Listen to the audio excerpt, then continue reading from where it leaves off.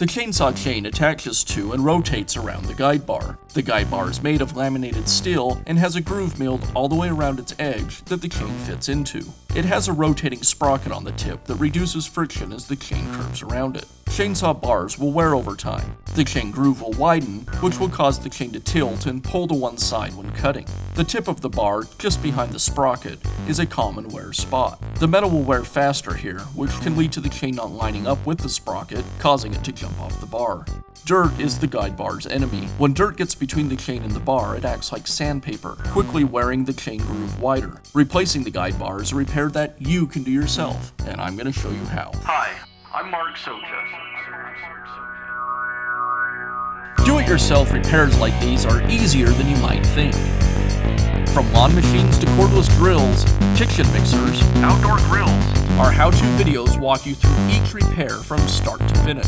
So doing it yourself means never having to do it alone.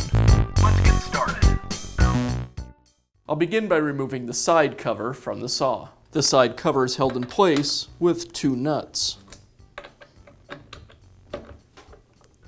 Once the nuts are loosened, I'll loosen the tension on the bar.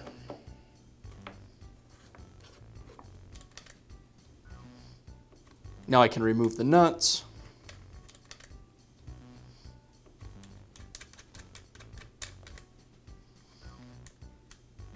And before I remove the side cover, I want to make sure that the brake is unlocked. Now I'll remove the chain from the bar. I'll push the bar back, pull the chain off the sprocket on the front of the bar,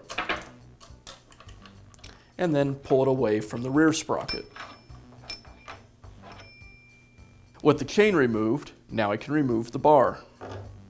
Now I can install the new bar. I place it over the studs, and I'll slide it back as far as it'll go. Now I can reinstall the chain. First, I place the chain around the rear sprocket. Next, I'll align the driver links with the groove in the top of the bar.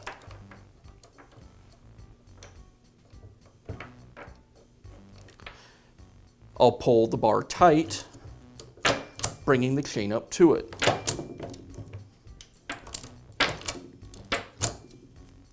At this point, make sure that the cutters are pointing rearward on the bottom of the bar. Now I can replace the side cover.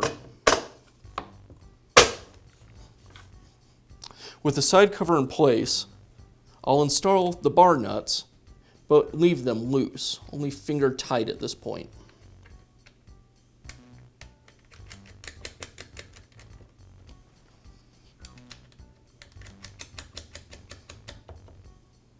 Now I'll hold the front of the bar up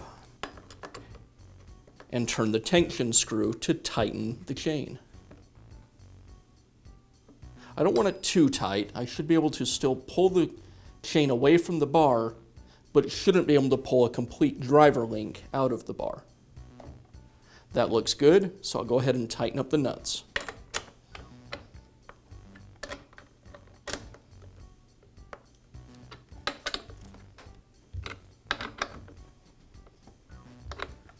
And that's how easy it is to install a new bar on your chainsaw. Be sure to check back often for new videos and expert advice. If you found this video helpful, give us a thumbs up.